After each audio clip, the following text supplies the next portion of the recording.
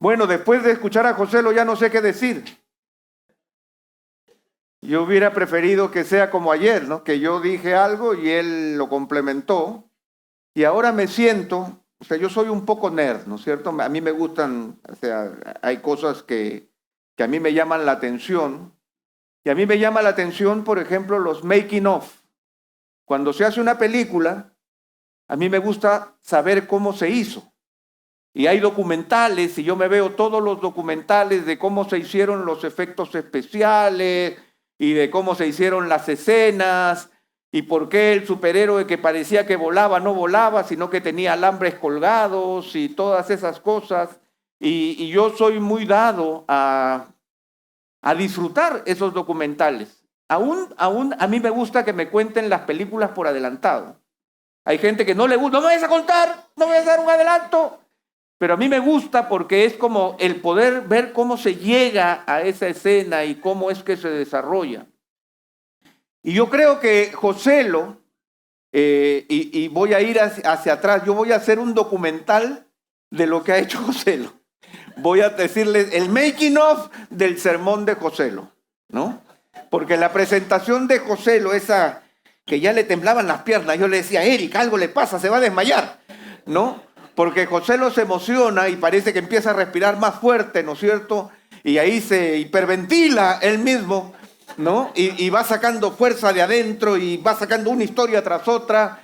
Pero el contenido fundamental de su pensamiento fue, nuevamente, y yo creo que es algo en lo que el Señor nos puso de acuerdo, es que teníamos que escuchar a Cristo y que teníamos que volver a la Escritura y que teníamos que reconocer que existe todo un planteamiento que busca destruir dos cosas esenciales de nuestra civilización, que son básicamente la iglesia y la familia. Sin embargo, hoy yo quisiera hablar con ustedes y mi intención es más que todo pedagógica en este momento, el making of. Voy a hacerles más que todo una clarificación de algo de lo cual José lo mencionó varias oportunidades y habló de la cultura. La cultura fue mencionada en varias oportunidades y nosotros hemos escuchado que estamos en una batalla cultural. Y continuamente estamos escuchando el tema de la cultura y la cultura y la cultura y la cultura enfrentándose a la iglesia, o hablamos del mundo enfrentándose a la iglesia. Y es mi intención poder clarificar este término para ustedes, de tal manera que nosotros estemos familiarizados con aquello a lo cual nos estamos enfrentando en nuestro tiempo, porque nosotros somos parte de la cultura. O sea, nosotros vivimos en medio de una civilización. Nosotros no estamos vistiendo ropas extrañas en medio de un lugar que nos parece completamente extraño. Nosotros sabemos movernos en medio de nuestra cultura. Sabemos relacionarnos, sabemos responder. Pero también es importante reconocer que a veces se habla de la cultura como algo inexorable, como si fuéramos en una sola dirección y como que eso que está sucediendo es irrevocable. Y no solamente irrevocable, sino que es hasta perfecto. Entonces, permítanme por unos minutos poder reflexionar sobre la cultura y poder entenderla con mayor claridad. Vayamos desde el mismísimo nombre, cultura. La palabra cultura viene de una palabra latina que básicamente significa cultivar. Cultivar. La idea de cultura tiene que ver con el hecho de la actividad humana y las estructuras que crea la humanidad para vivir unos con otros. En la Biblia, nosotros encontramos algo que los teólogos han denominado el mandato cultural. El mandato cultural es previo a la caída y tiene que ver con el hecho de que cuando Dios pone al hombre en la tierra, lo crea del polvo de la tierra, lo primero que le hace es darle un mandato cultural. ¿Cuál es ese mandato cultural? El mandato cultural es: humaniza la creación para la gloria de mi nombre. ¿Qué es lo que le dice el Señor? Ponle nombre a los animales, enuméralos, diferéncialos. Déjenme decirles que ese llamado divino a ponerle nombre a los animales y a las criaturas de la tierra todavía no ha terminado. De acuerdo a los estudiosos científicos, dice que todavía estamos como en un 75% del conocimiento de todos los seres vivos que pueblan la tierra y que han sido dadas por el Creador.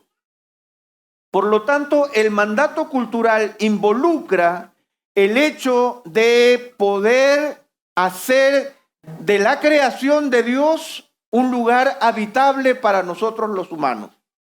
Yo le voy a poner nombre a los animales, le voy a poner, por ejemplo, a ese paquidermo grande con nariz larga, ¿no es cierto?, y cuerpo abultado, le voy a poner elefante. Yo estoy seguro que en este momento esta palabra elefante surtió un efecto en sus mentes, porque inmediatamente ustedes llevaron a su mente la idea de un elefante. Eso es civilización. Es el hecho de que nosotros, a través de una estructura simbólica, podamos reconocer la creación de Dios. No solamente eso, sino que el Señor también llama a sus criaturas a cultivar y a preservar la tierra. De tal manera que el Señor ha provisto de enormes recursos que nosotros usamos y los disponemos para crear un ambiente que sea agradable y fructífero para la humanidad. Nada de lo que está aquí en este lugar es ajeno a la creación de Dios. Todo lo que está aquí, todo de lo que nosotros hacemos uso, este iPad, mi Biblia, los equipos de sonido, todo ha sido tomado ¿de dónde? De la creación de Dios. De tal manera que nosotros lo hemos transformado para articularlo para nuestra civilización, para nuestro bienestar, para nuestro bien común. Por ejemplo, hace, ¿cuántos? 20 años, un poquito. ¿Hace cuánto tiempo existen los celulares? ¿20 años? Nosotros lo podemos reconocer por las películas. Hace unas semanas atrás, todo el mundo ha discutido lo flaco que está Luis Miguel, ¿verdad? Seguramente ustedes han visto lo flaco que está Luis Miguel. Casi que han dicho que no es Luis Miguel, sino que es otro. Parece flaco y anciano, no sé. Lo operaron, le hicieron variar, algo le hicieron, pero es flaco. Y yo les dije a un amigo, le dije, ¿sabes qué? Este Luis Miguel no me parece Luis Miguel, porque realmente parece otra persona. Por lo delgado, hasta parece más chiquito, ¿no? Y él me dice, no, porque en realidad, ¿no es cierto?, la cúspide de Luis Miguel fue cuando él era joven. Y él agarró y me puso un concierto de Luis Miguel, que estaba completo, ¿en dónde? En YouTube, como dice que digo mi querido José, lo que no me deja en paz, ¿no? En YouTube. Entonces, él lo pone y la verdad que el concierto, la música, los músicos, las canciones que conocemos eran las mismas. Y tengo que reconocer que me cautivó tanto que lo vi largo, el concierto, largo, ¿ya? Pero las personas, las imágenes que hacían, todo me parecía como de ayer. Sin embargo, había una gran diferencia que luego lo vi cuando pusieron nuevamente un clip del nuevo Luis Miguel para compararlo a este que parece alto y fuerte, del flaquito y chiquito y viejito. Y era que en el concierto antiguo no había un solo celular. Un solo celular. Ni un solo celular haciendo ¿qué? ¿Qué es lo que hacen en los conciertos ahora? La gente ya no mira, la gente está mirando su pantalla, pero así, todos los celulares levantados, la gente grabando todo el rato, de tal manera que nadie mira al artista, no lo disfruta. Y graba, y graba, y graba, y yo me pregunto si lo verá alguna vez. Porque con el ruido, el movimiento, yo no sé si eso servirá para verlo. Pero hay una gran diferencia, que es una diferencia cultural, con un elemento que no existía antes, pero que ahora existe y que es infinitamente necesario. Yo todavía me pregunto cómo, cuando yo era más joven, cómo podía encontrarme con otra persona en la calle. De verdad que lo pienso, digo, nos encontramos a las 5 en tal calle, y me encontraba. Ahora no, estoy en camino, mando fotos de que estoy avanzando. Y dicen que ahora cuando uno llega a la casa no toca el timbre, sino que pone, llegué. ¿Se han dado cuenta de eso? No, pone, llegué. Y si no veo mi celular, no te abro la puerta. Pero esos cambios tienen que ver con estructuras que nosotros creamos y que nos permiten vivir como seres humanos. De tal manera que las culturas pueden comprenderse como sistemas de símbolos y significados que aún nosotros vamos cuestionando en la medida en que los creamos, que no tienen límites fijos, que no se sabe cuál va a ser su utilidad. Nuevamente con el celular. Yo recuerdo cuando salió el primer celular carísimo en Lima, y por supuesto yo tenía que tener uno. No la plancha esa, ¿se acuerdan que salió una plancha así, grandota? Sino cuando salieron más chicos. Y uno se los colgaba aquí y la correa como que se bajaba del peso que tenía. Y yo le pedía a la gente, por favor no me llames, porque me cuesta una barbaridad la llamada, ¿no? Y yo no llamaba a nadie, pero tenía que tener colgado el tremendo celular. ¿Y se acuerdan ustedes del momento en que el celular, empiezan las cosas de los textos, pero uno cargaba el celular y la cámara, la Sony aquí? ¿Se acuerdan, no? Uno tenía que tener la Sony y el celular, con su respectivo estuche, ¿no? Porque no cabían en los bolsillos, pues. Entonces con su respectivo estuche. Y luego el teléfono incorpora la cámara y existe una transformación radical. Y luego lo que era el texto se convierte en las redes sociales y existe otro cambio fundamental. Pero estos cambios traen aparejados muchos símbolos, de tal manera que la cultura define nuestro estilo de vida. La cultura define nuestra forma de vida, de tal manera que empieza a incluir códigos de costumbres, de vestimenta, de lenguaje, de religión, de rituales, de arte, normas de conducta como el derecho, la moralidad y el sistema de creencias. La cultura es el mundo que nosotros creamos a nuestro alrededor para vivir como humanos. La cultura es sumamente importante, de tal forma que cuando hablamos de cultura podemos hacer 3 definiciones adicionales de lo que la cultura trae consigo. En primer lugar, la cultura tiene que ver con nuestra forma de vida, especialmente con nuestras costumbres y creencias generales. Un grupo de personas asume un estilo de vida en un momento particular. La forma en que nosotros demostramos nuestro comportamiento, nuestros hábitos ordinarios, la actitud en cómo nos relacionamos mutuamente, nuestras creencias morales, nuestras creencias religiosas, todo eso forma nuestro estilo de vida.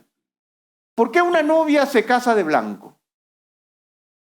¿Por qué el culto dominical es al domingo a las 11 de la mañana?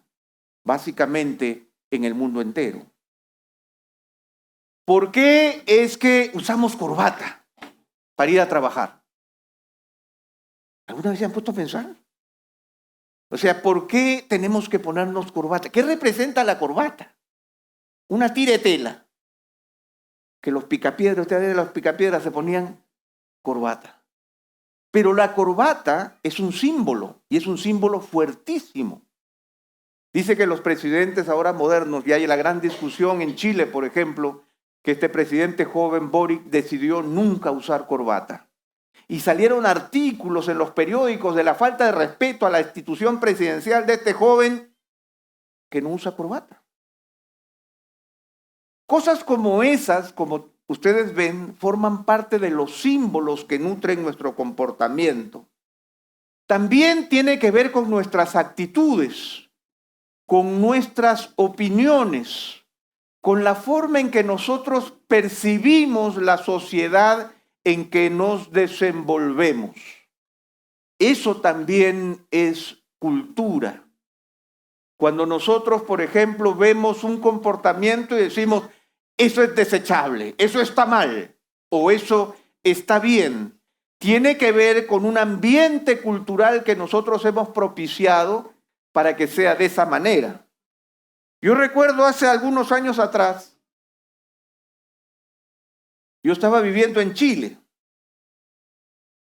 y un día caminando por una de las calles ahí, empiezo a ver a un tipo que en una época, ahora ya es muy común, pero totalmente vestido de negro, con una calavera pintada media distorsionada aquí en el pecho, eso era una peluca grande, pelos abundantes en la cara, y él iba caminando.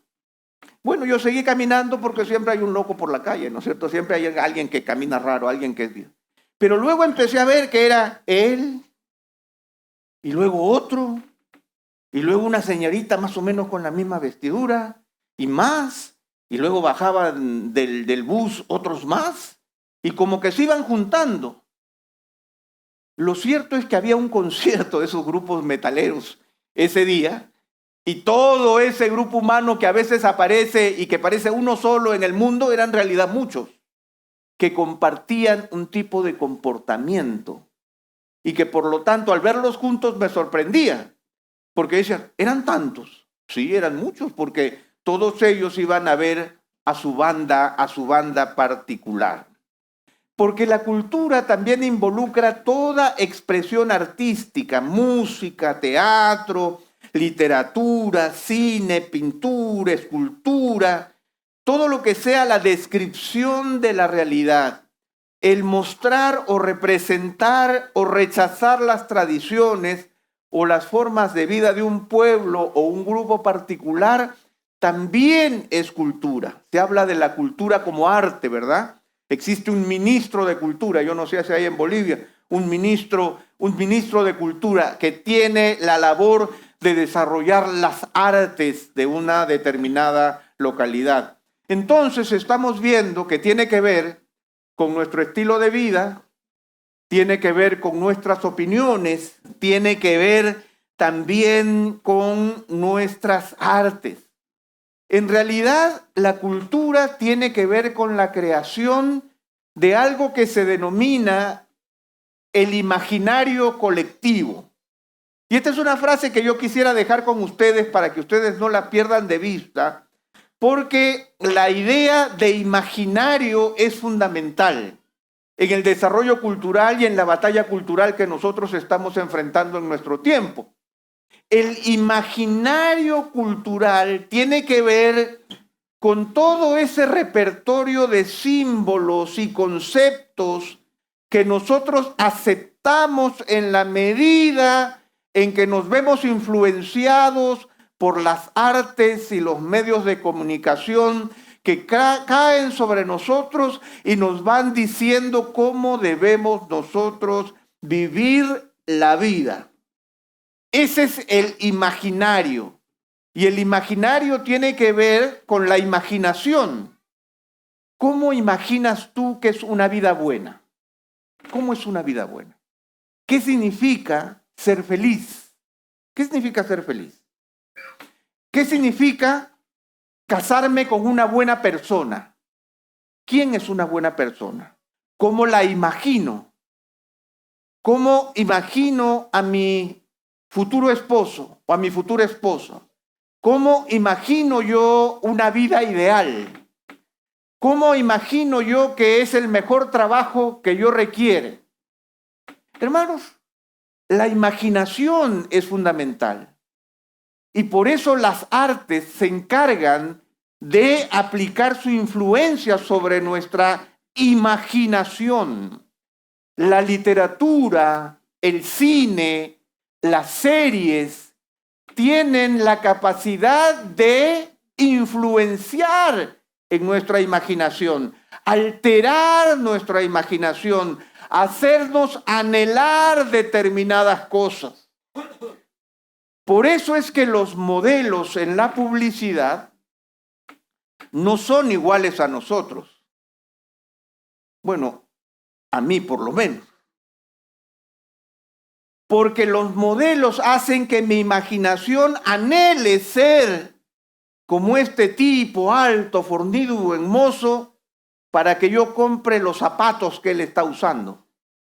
Porque yo quiero de alguna manera lucir como él, pero como no puedo ser exactamente como él, por lo menos puedo tener los zapatos. Y ese es uno de los aspectos en donde la imaginación cobra sentido. Yo no sé si ustedes se han dado cuenta, pero en las películas, por ejemplo, ¿ustedes se han dado cuenta cómo luce un religioso? ¿Cómo luce un religioso, un pastor, en las películas? ¿Como alguien intolerante? ¿Como alguien que no entiende la verdad? ¿Como un hipócrita? ¿Como alguien que quiere destruir la felicidad del resto? Toda persona que tiene autoridad tiene que ser destruida. ¿Cómo luce un padre en una película? Para hacerlo general, ¿cómo lucen los policías en la película? En las películas de superhéroes. En las películas de superhéroes los policías no tienen idea de su trabajo. No saben lo que hacen. Lo único que hacen es mortificar la cosa y hacerla mal. Pero ¿cómo luce el superhéroe? El superhéroe es alguien que solo sigue su corazón, que desobedece a todos porque nadie entiende lo que él quiere hacer. Para lograrlo, destruye todo a su paso, pero finalmente consigue su objetivo. Eso afecta nuestro imaginario.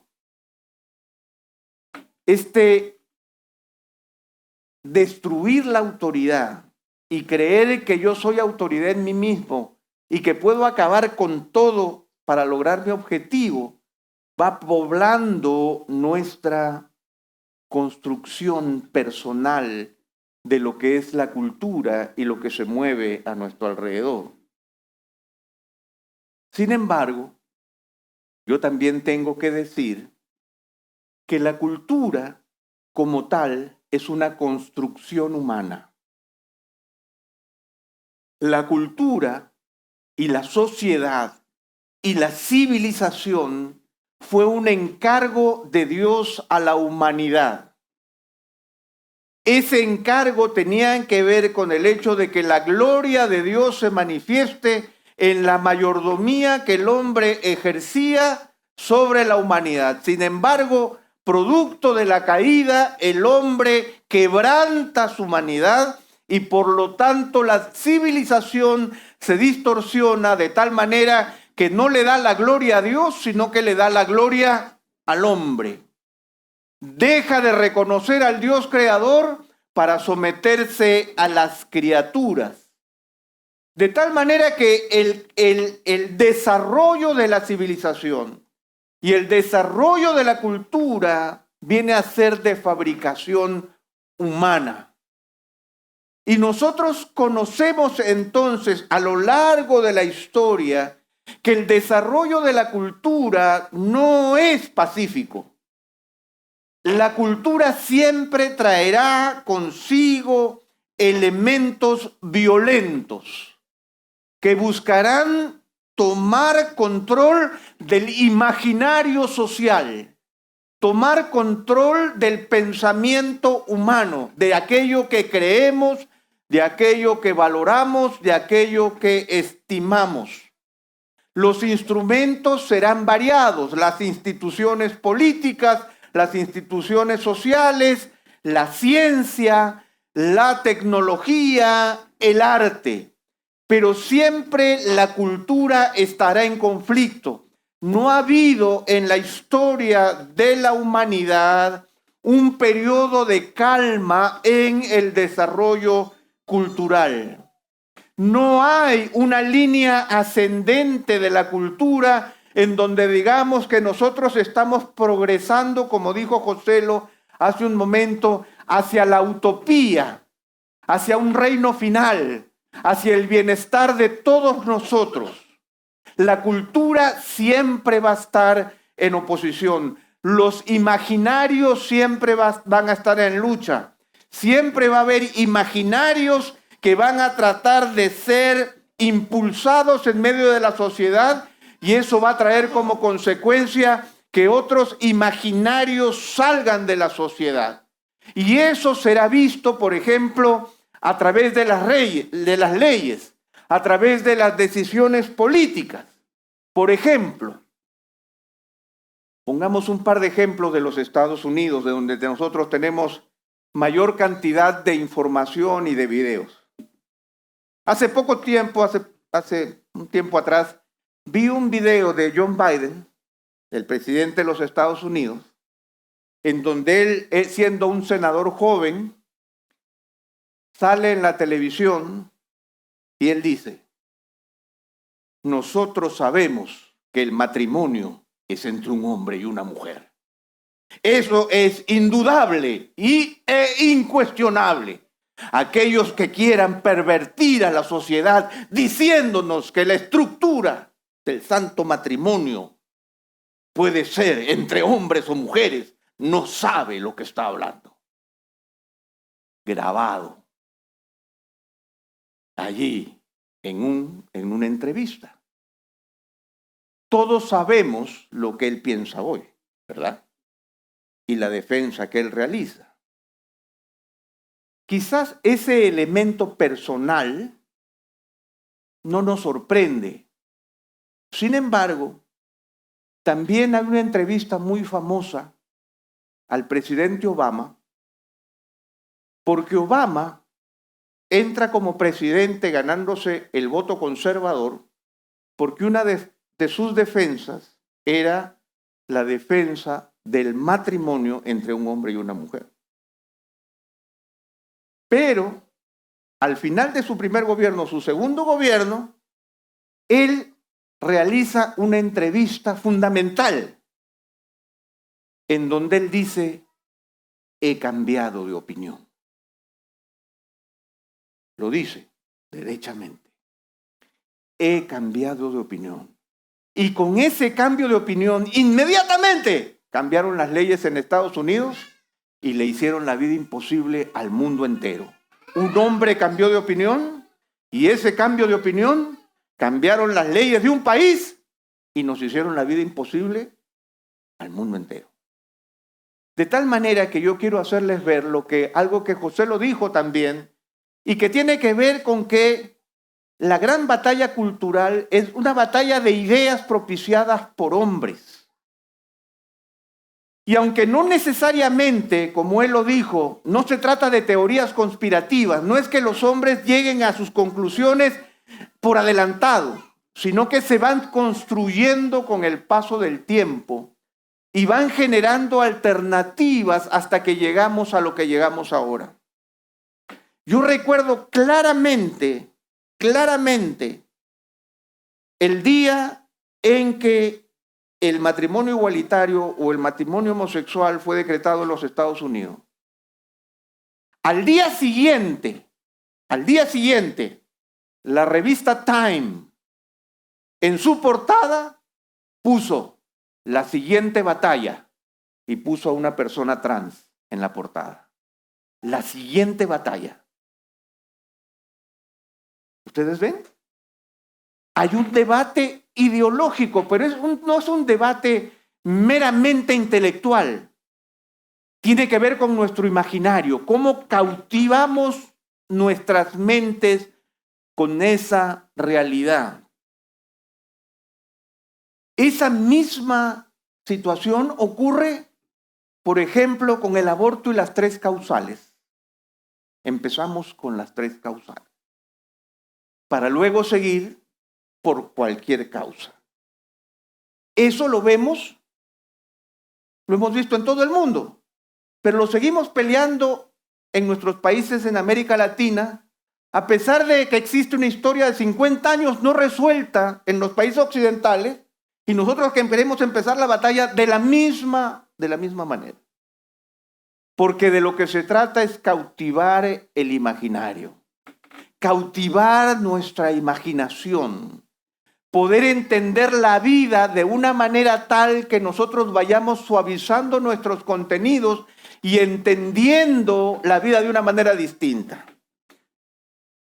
Yo no tengo problema con los tatuajes, pero ustedes han visto cómo antes eran los marineros, ¿verdad? Hasta que fue Beckham, el inglés. Y de ahí empezó, ¿no es cierto? Ahora todos necesitamos un tatuaje, aunque sea chiquito, aquí. ¿No?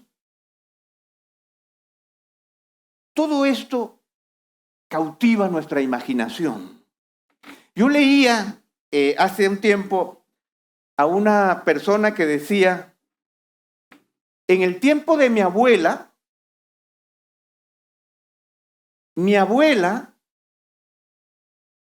tenía la idea de que ser casta sexualmente hasta el matrimonio era lo más importante. Pero en la cocina cocinaba puras cosas grasientas, o sea, pollos fritos y todo eso que hoy nos llena de colesterol. Su nieta ha cambiado.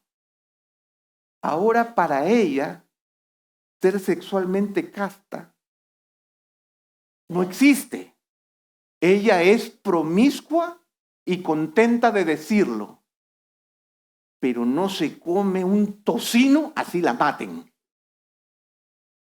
Porque ¿qué ha cambiado? El imaginario colectivo. Ahora, ¿no es cierto?, la juventud puede decir que no come esto ni lo otro, y como yo siempre le digo a las personas, comen puro cartoncito, ¿no es cierto? Porque yo quisiera que lo saludable supiera bien, pero no cartoncito. Entonces, así es como cambian las ideas. Pero estas ideas no son irreversibles. No hay a alguien, como ahora se le dice, tú estás en el lado equivocado de la historia. Te quedaste atrás. No hay lado equivocado de la historia, ni tampoco hay pasado ni presente en la historia. Nosotros vamos construyendo la historia.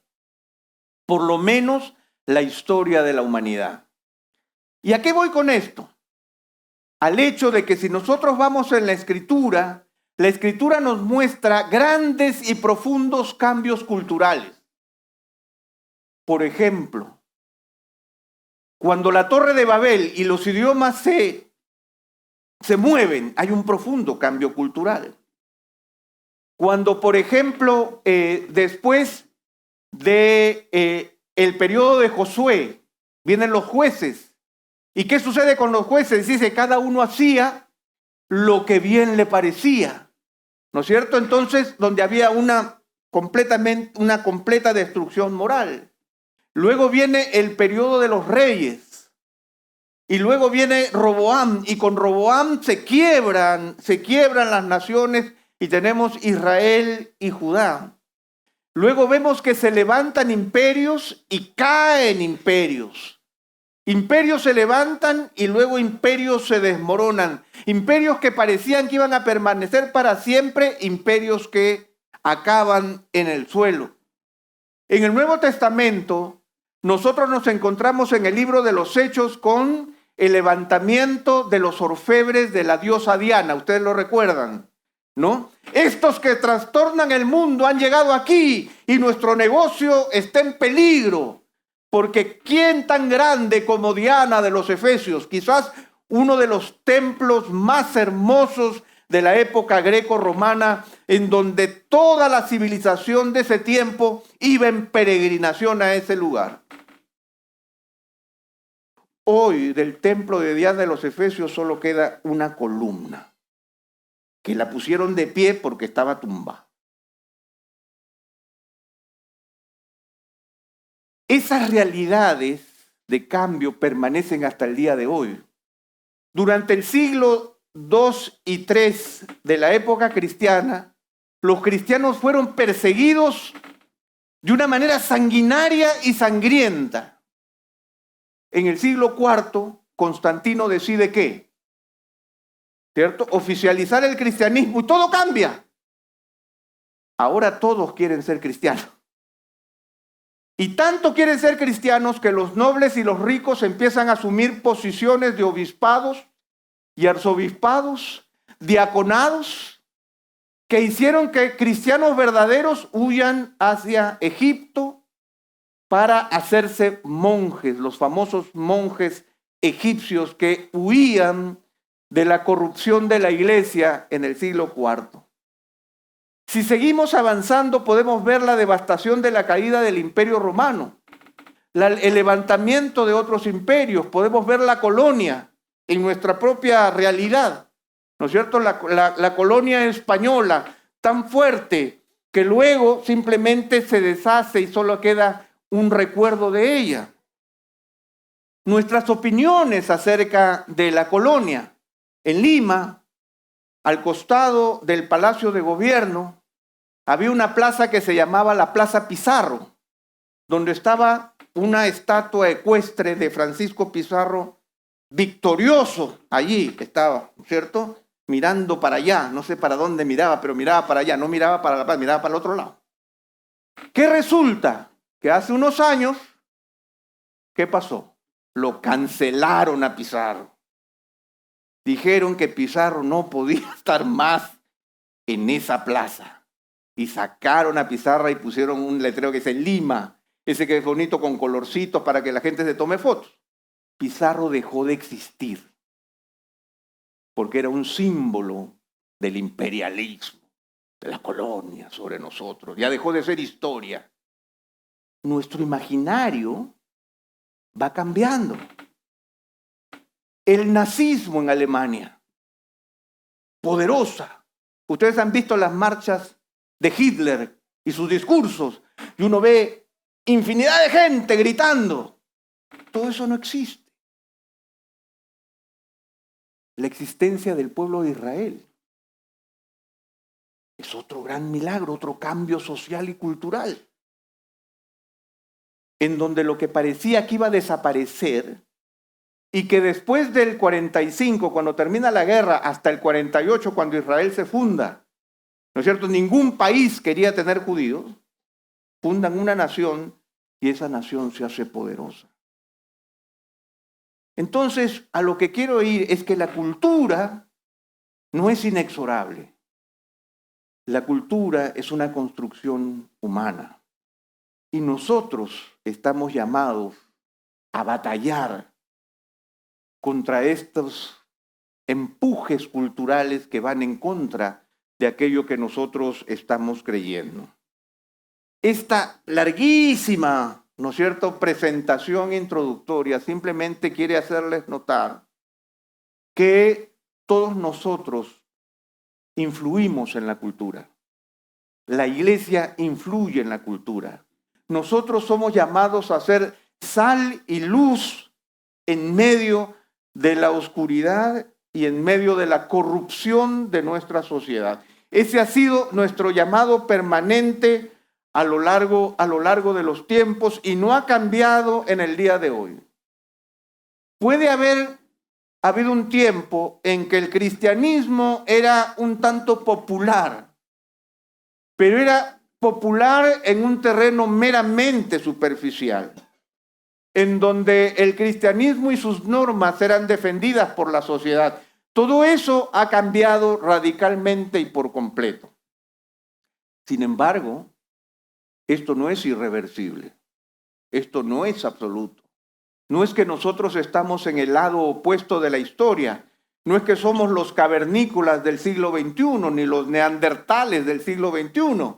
Simplemente estamos reconociendo que nuestros valores también forman parte de este engranaje social que nosotros queremos defender. En términos de la familia, simplemente para señalar algunos puntos antes de dejarlos con un pasaje de la Escritura que yo considero muy importante, la familia está bajo ataque en diferentes frentes. Se ha menoscabado su valor, su unidad y su importancia. La familia ahora se ha descartado. Como decía Joselo, en algunos lugares los hijos queremos entregarlos al Estado. La familia está dividida.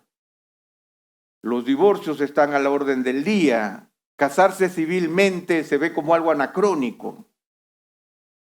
Se está generando también una profunda confusión en los roles.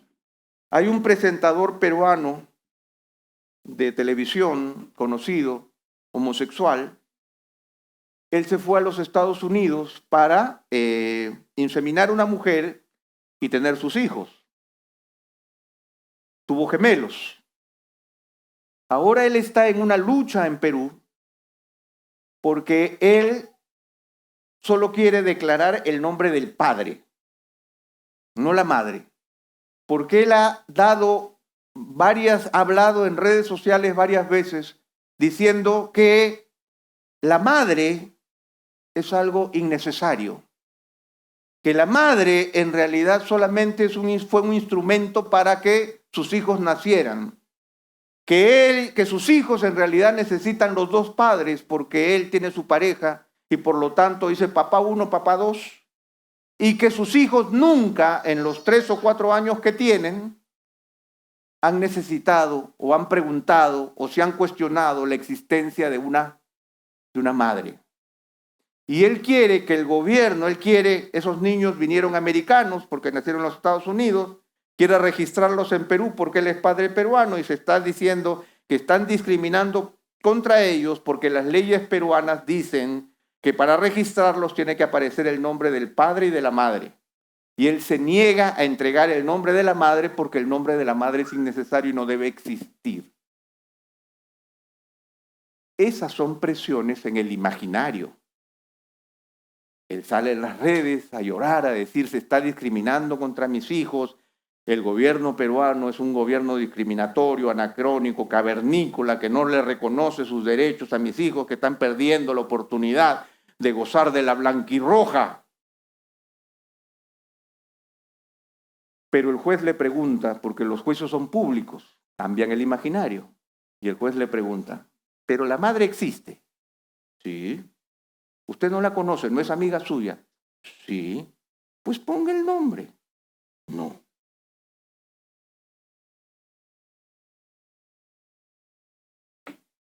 Cuando nosotros vemos esas realidades, vemos esta profunda confusión en los roles, se está desconociendo la labor fundamental de padre y madre, se está despreciando y negando la autoridad paterna, se está promoviendo la rebeldía en los hijos. Ya vemos que en los Estados Unidos, en las escuelas, los niños pueden identificarse con un género distinto y los padres no serán notificados de ese cambio, lo cual está generando profundas diferencias y dificultades. El Estado quiere asumir la responsabilidad por la crianza de los hijos y es cierto que los padres y madres están ejercitando sus roles con debilidad, con ignorancia y hasta con indiferencia. Esa es nuestra realidad. Pero eso tiene que ver con la presión del imaginario colectivo.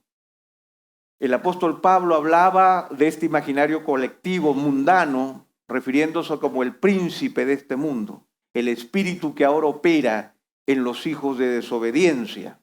Pablo le dijo a Timoteo que los hombres se amontonarán teniendo comezón de oír, queriendo oír solamente aquello que quieren oír. Yo lo veo como una profecía de las redes sociales, en donde nosotros nos amontonamos para oír solo lo que queremos oír. Ahora, en los 3 minutos que me quedan, vamos a abrir la Biblia. Bueno, abramos la Biblia, ¿no es cierto? Porque, ¿qué vamos a hacer? O sea, ¿qué tipo de imaginario estamos creando? Pero la idea era instruirlos un poco acerca de este tema de la cultura. Y en el libro de Miqueas, en el Antiguo Testamento, sí existe un libro de Miqueas, un profeta menor en el Antiguo Testamento. Miqueas es un hombre que vivió en la segunda mitad del siglo VIII antes de Cristo. Él fue contemporáneo de Isaías. Pero la diferencia con Isaías es que Isaías habló desde una posición de liderazgo y de poder. Él estaba como consejero de los reyes. Sin embargo, Miqueas era un hombre de pueblo, un hombre humilde, pero ambos profetizaron en Judá en un tiempo de suma dificultad. Recordemos que Isaías anuncia su profecía, dice, cuando murió el rey Usías. Y el rey Usías representa un tiempo largo en donde al parecer la civilización se mantuvo relativamente estable, pero profundos cambios empiezan a suceder a partir de este momento.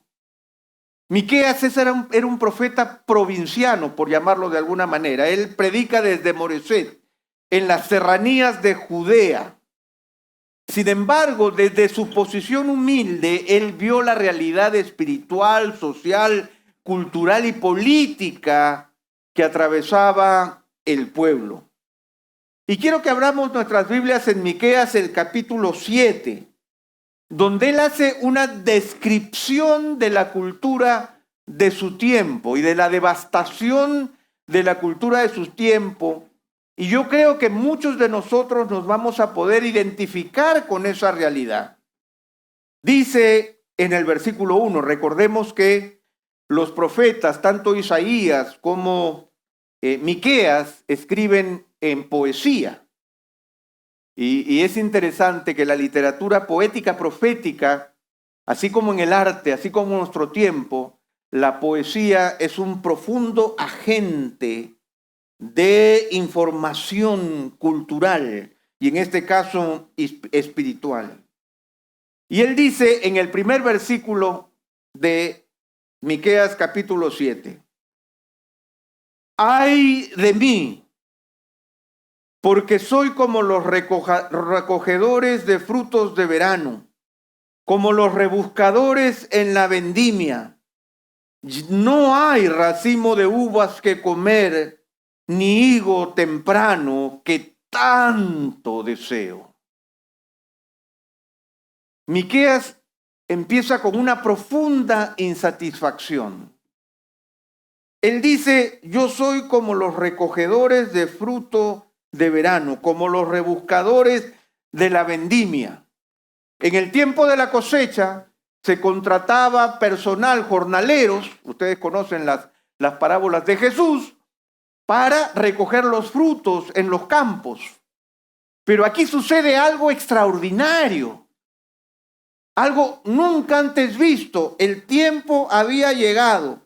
Soy un recogedor de fruto de verano. Soy un rebuscador en la vendimia. ¿Y qué sucede?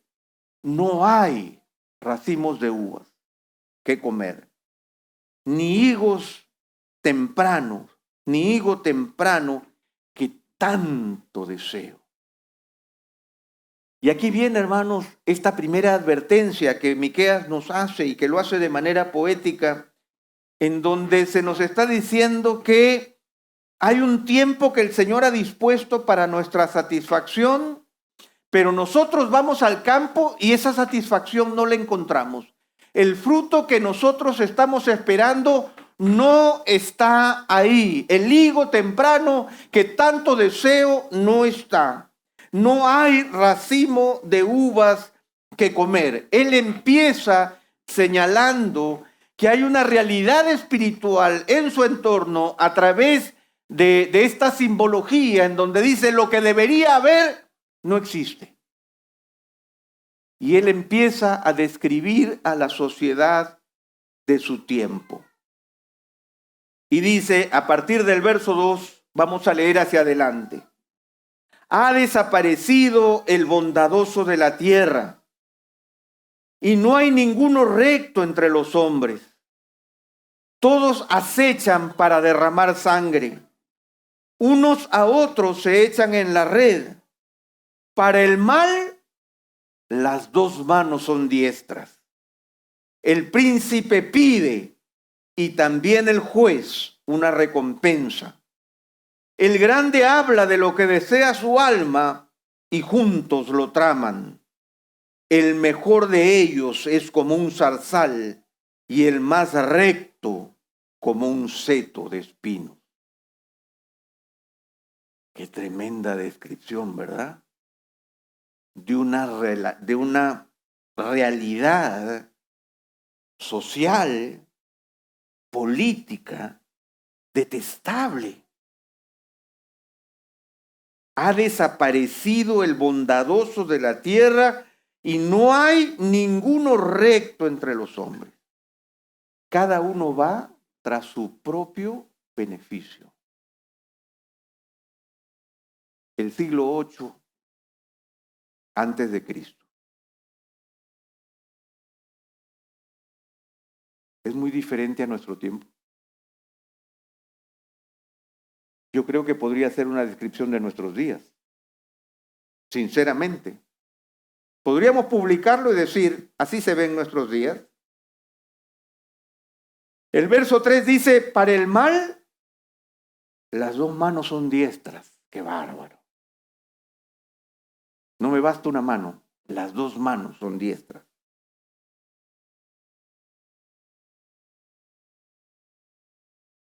Y la corrupción política, el príncipe pide y también el juez una recompensa. Esto parece titular de periódico peruano, ¿verdad? Es titular de periódico peruano. Yo no sé aquí, pero allá sí. Miren la continuación del 3, dice, el grande habla de lo que desea su alma y juntos lo traman. ¿Quién es el juntos? El príncipe y el juez. El que tiene poder desea, le habla al príncipe y le habla al juez y lo consigue. El valor de todos ellos, dice, el mejor de ellos es como un zarzal y el más recto como un seto de espinos. No valen nada. Y hermanos, hay algo que yo quiero decirles con mucha sinceridad, es que el hecho del deterioro cultural se manifiesta primeramente y de una forma muy clara en el deterioro político. El deterioro político es una demostración clara del deterioro cultural. Y lo estamos viendo en el mundo entero. Cuando rompemos las bases que sostienen nuestra civilización, lo primero que se deteriora es nuestras instituciones. Y eso es lo que vemos en este pasaje. Pero no pensemos que ese deterioro político no nos afecta. Corruptos los políticos. Pero ese que salió político antes no fue político. ¿Cómo es que se corrompió? ¿Cómo es que cambió tan rápidamente? Cuando nosotros vemos a nuestros políticos en mi país, que eran personas virtuosas, académicos brillantes, ¿cómo es que sentándose en un sillón presidencial pueden cambiar tan profundamente? Cuidado, Eso habla de nuestro deterioro general y no podemos huir de nuestro deterioro general. Por eso es que en el verso 5 pasa del nivel macro al nivel micro a hablar de nosotros. Y dice, no se fíen del vecino, ni confíen en el amigo. De la que reposa en tu seno, guarda tus labios. Porque el hijo trata con desdén al padre, la hija se levanta contra la madre y la nuera contra su suegra. Los enemigos del hombre son los de su propia casa. ¿Ven el reflejo? No te fíes del vecino, no confíes en tu amigo, pero de la que reposa en tu seno, guarda tus labios. No le vayas a decir nada a tu esposa, porque ella te puede traicionar. Porque el hijo trata con desdén al padre, la hija se levanta contra la madre, la nuera contra su suegra. Los enemigos del hombre son los de su propia casa. Este es el deterioro que nosotros estamos viviendo en la actualidad. Este es. ¿Perdón? Ahí están las palabras claras. Entonces, no vamos a entrar en detalles porque esto es algo que ya estamos viviendo y ya David está desesperado. Y dice, ¿cómo se le ocurre entrar al verso en el minuto 45? Pero allá voy. ¿Cuál es la exhortación para ustedes? ¿Cuál es la exhortación para ustedes? La exhortación la provee el mismo Miqueas. En el verso 7, él dice, pero yo.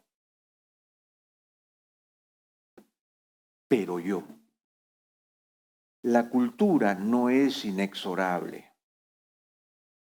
La marcha potente de la sociedad hacia el descalabro y hacia la inoperancia no es absoluta. Miqueas dice que en medio de toda esa devastación, él dice, pero yo.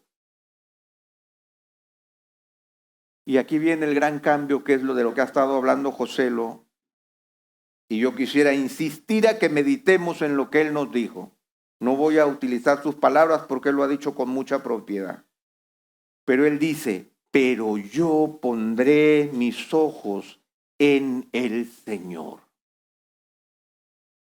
Y la idea de poner mis ojos tiene que ver con el hecho de cautivar mi imaginación con el Señor, con el tratar de ver las cosas y el mundo como el Señor lo ve. Yo voy a poner mis ojos en Él. Él está planteando esa solución directa desde ese punto de vista. Yo pondré mis ojos en el Señor. Y no solamente eso, sino que él está diciendo, esperaré en el Dios de mi salvación. O sea, él cambia la visión de lo que está sucediendo a su alrededor para fijar sus ojos en el Señor y para fijar su esperanza en el Señor. Jesús es mucho mejor, como lo dijo nuestro hermano Joselo hace un momento atrás. Y no solamente eso, sino que dice, mi Dios me oirá. Mi Dios me oirá. Hermanos, en medio de esta devastación social, política, moral que nosotros estamos viviendo, nosotros no podemos dejar de perder la esperanza en nuestro Señor y dejar de tener la seguridad de que el Señor nos va a oír. Mi Dios me oirá. Cuando yo clame delante de su presencia para orar por mi familia, para orar por el bienestar de mis hijos, para pedirle al Señor que guarde mi corazón, para que el Señor no permita que yo me descalabre con toda la sociedad que va en un rumbo desconocido. Mi Dios me oirá. Y miren ustedes lo que dice el verso 8. No te alegres de mí, enemiga mía, porque aunque caiga, me levantaré. Aunque more en tinieblas, el Señor es mi luz. Esto tiene que ver, hermanos, con nuestra actitud personal delante de Dios, con la forma en que nosotros tenemos que ser delante de Él. Yo voy a poner mis ojos en el Señor, esperaré en el Dios de mi salvación, mi Dios me oirá. No te alegres de mí, enemiga mía, porque aunque caiga me levantaré, aunque more en tinieblas, el Señor es mi luz. Pero hay un aspecto importante con el cual yo quiero terminar. En los versos 9 y 10 dice: la indignación del Señor soportaré porque he pecado contra Él. Hasta que defienda mi causa y establezca mi derecho, Él me sacará a la luz y yo veré su justicia. Entonces mi enemiga lo verá y se cubrirá de vergüenza la que me decía: ¿dónde está el Señor tu Dios? Hay algo que nosotros tenemos que reconocer y que tenemos que reconocer con propiedad, que es el hecho de que estos cambios telúricos nos han afectado y que de una u otra manera nosotros hemos pecado contra Dios también. De que una u otra manera nosotros nos hemos dejado seducir por este imaginario colectivo. Y es claro, Miqueas, cuando dice: la indignación del Señor soportaré porque he pecado contra Él, pero Él me sacará a la luz y yo veré su justicia. Y entonces mi enemiga lo verá y se cubrirá de vergüenza la que me decía: ¿dónde está el Señor tu Dios?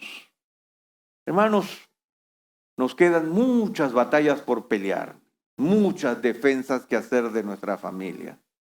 Pero nosotros debemos empezar diciendo: pero yo. Este pero yo también se lo dice Pablo a Timoteo cuando en 2 de Timoteo 3, y no estoy entrando a otro pasaje, no se asuste, no se asusten. Dice: ya está entrando otro pasaje, 59 minutos. Dice, pero yo, mire, me estoy yendo, ya estoy bajando. Ya. Pero yo, estoy bajando. Dice, dice, él siempre dice: ¿cuánto me queda? Debería, media hora más, porque él siempre dice media hora más. Sí, ya me hiciste acordar. Dice, pero yo, cuando Pablo exhorta a Timoteo, y en 2 de Timoteo 3, Pablo le habla de los tiempos postreros, cuando vendrán hombres amadores de sí mismos, etcétera, etcétera, etcétera. Él culmina la exhortación diciendo: pero tú. Y aquí radica ese deseo radical por ser diferente. Este anhelo de mi alma por no conformarme. Este deseo íntimo de mi corazón de cambiar la dirección de mi visión a pesar de tanta presión que existe a mi alrededor. Pero tú persiste. Pablo le dice: pero tú persiste en lo que has aprendido, sabiendo quién te ha enseñado. Y yo creo que nosotros debemos volver a la Escritura una y otra vez, y es el tiempo en que nosotros debemos realmente, en medio de tanta presión, debemos dedicarnos a escuchar a nuestro Dios. Recuerden lo que les dije ayer. Nuestro Dios poderoso, Isaías, en esta misma época de Miqueas, dijo que nuestro Señor Jesucristo es un admirable consejero. En medio de las situaciones de nuestra vida, oremos a Él y preguntémosle cómo quiere Él que vivamos, cómo quiere que reaccionemos, cómo quiere que adoremos, cómo quiere que caminemos, de tal manera que en medio de una sociedad como la que Miqueas describe, con tanta descomposición, nosotros digamos cada mañana levantarnos: pero yo pondré mis ojos en el Señor, mi esperanza en el Dios de mi salvación, Y Señor, pongo delante de ti a mi familia, a mis hijos, mi trabajo, mi corazón, porque yo sé que tú me oirás. Que ese se convierta en nuestro lema de batalla en estos días difíciles que nos toca vivir, porque la batalla recién ha empezado y no sabemos lo que ocurrirá aquí en unos años, pero sabemos que nuestro Dios está en control y que al fin de los días la gran realidad y nuestra gran expectativa es que Él vendrá por segunda vez y pondrá las cosas en orden. Y bajo esa esperanza es que nosotros no miramos estos cambios permanentes a nuestro alrededor, de hombres poderosos que llegan y se van, sino que miramos con expectativa al cielo, porque ese Jesús que los primeros cristianos vieron partir al cielo, asimismo descenderá, y todo ojo le verá, y toda rodilla se postrará delante de Él. Señor, queremos pedirte, luego de esta larga alocución, Señor, yo quiero pedirte que motives nuestro corazón a desarrollar un imaginario cristiano, una cosmovisión cristiana que nos sostenga en medio de estos tiempos de tanta confusión y de tanta corrupción. Sé tú con nosotros, Señor. Bendícenos, guárdanos.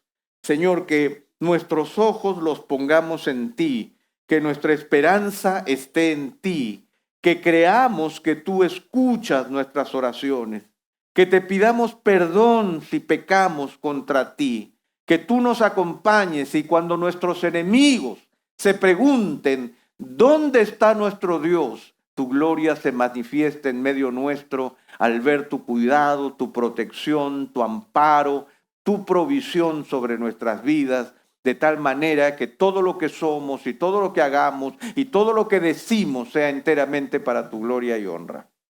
Señor, ayúdanos a cuidar nuestras familias, ayúdanos a cuidar nuestras vidas, ayúdanos a mirarte a ti.